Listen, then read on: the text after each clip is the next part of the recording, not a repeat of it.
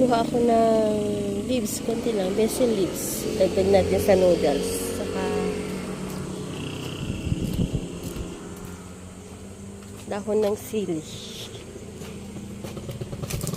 Yun ang maganda pag may halaman ka. Ihalo-halo. Kunti-kunti lang naman po. Apat na pirasong sili.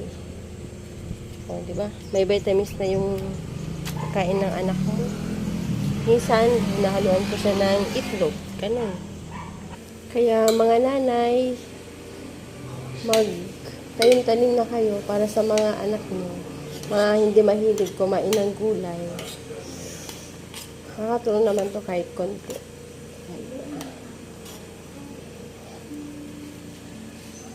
Para makain sila ng gulay.